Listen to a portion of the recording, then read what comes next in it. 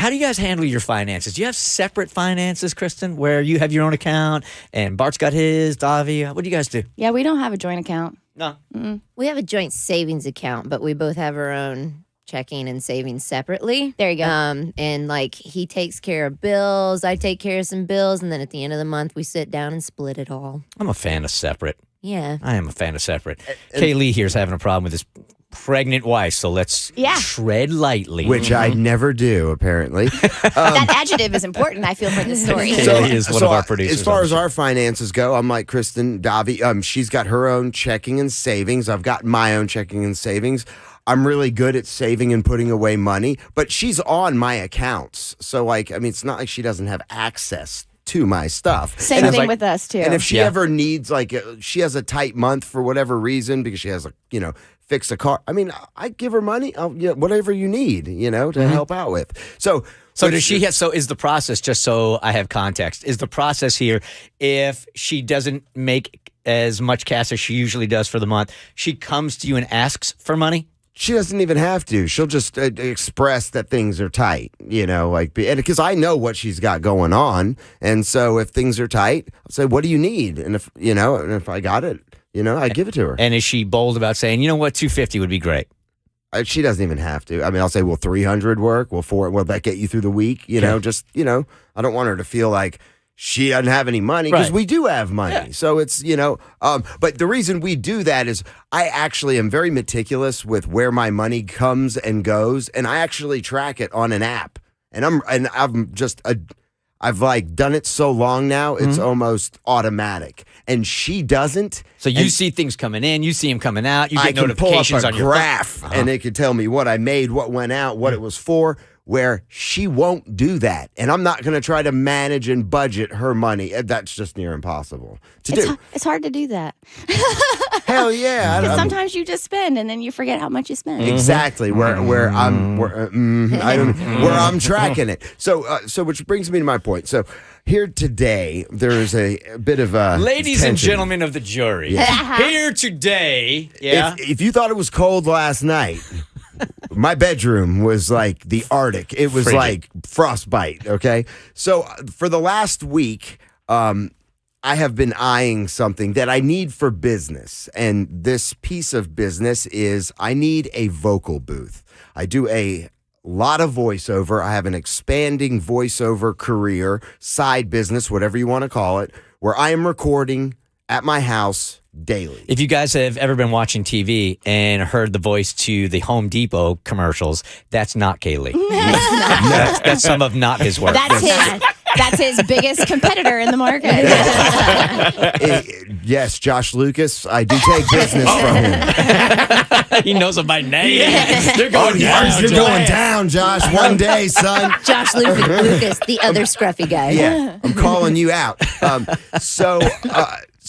But my room it's not soundproof. While I have what we have in this studio here, you'll see, if you've ever been into this studio, you'll see sound panels on the wall that helps deaden some of the sound and helps it acoustically. But if dogs are barking, kids are talking, people are walking, I'm having to either scream, shut up, or I'm having to try to read in between barks, steps, screams, all that other stuff. All right, so you need a soundproof booth for your home. It sounds like you need panels for it, right? I've got panels. I've got all this stuff in here, these acoustically panels. How much does a soundproof booth cost? So, there were a couple ways I could go. There are a couple ways I could go. My room's like 14 by 14 feet. So if I treated the whole room to make that soundproof, and I had a contractor come on Monday to do so, plus give us an estimate on ripping out the carpet and putting new floors in our basement, which is another project she wants to do. To soundproof that room, it's going to probably cost about $8,000. Okay. Because you've got to take the ceiling tiles out, you've got to insulate it, the walls are paper thin. It's just $8,000. But when you take into account how much you make a year, and especially with the expanding voiceover business, you're going to make that back pretty quickly. And it's a tax write-off, right? I mean, this is all for 100%. Business and office, right? Totally. And it's not like, I make $200 a month, and I'm like, I need to. I make enough in a month to pay for what I'm trying to buy. I mean, I've already gotten a check this month that's big enough to pay for that, and I put that in savings.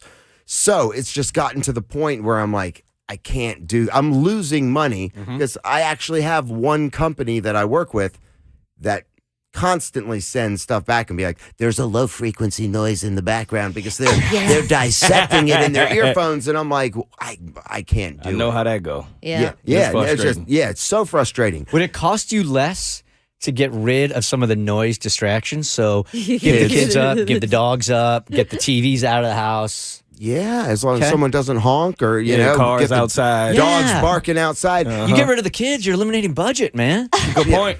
So my argument is okay. Oh, and you're about to have a new baby in the house. no.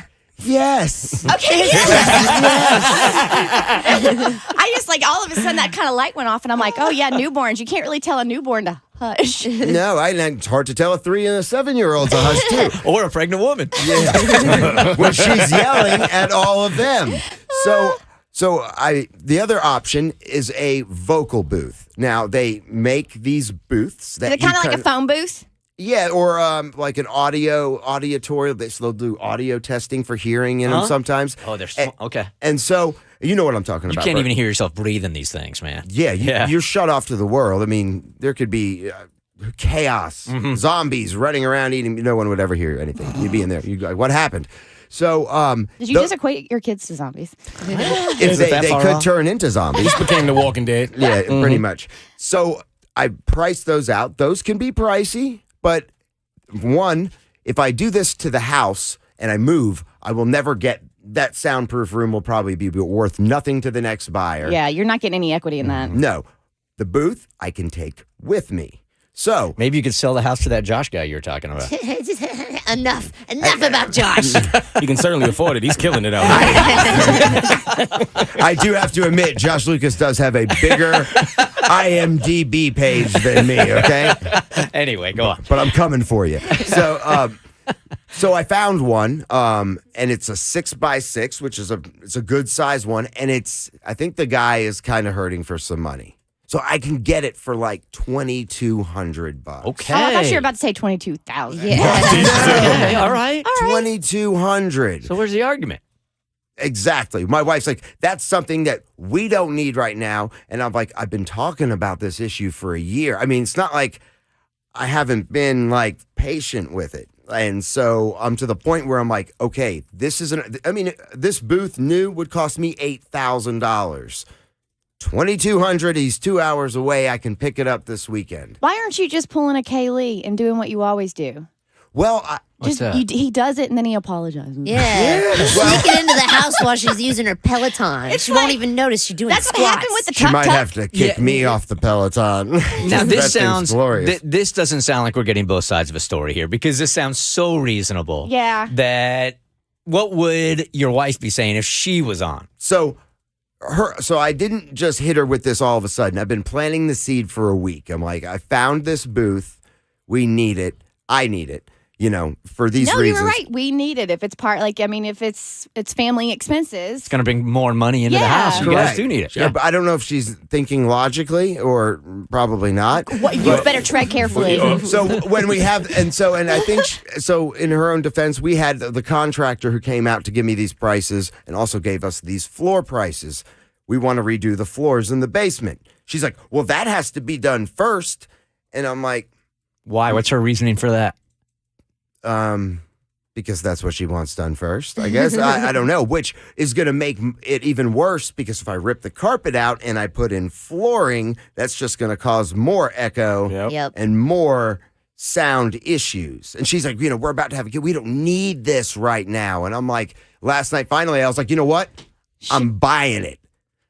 Done. That's what so you put your foot down, man. I said, you know what? I'm buying it. So you need a place to stay is what you're telling us? You can live in your little booth. I got you, bro.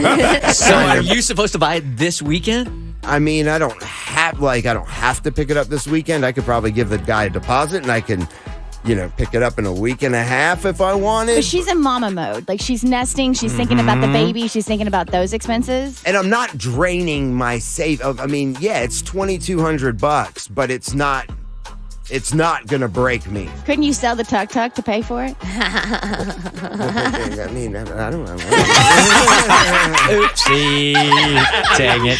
Quit trying to take his toys, Kristen.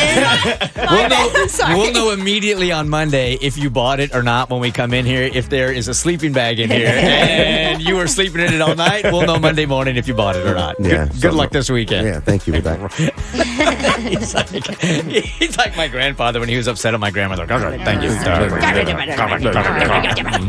The Burt Show.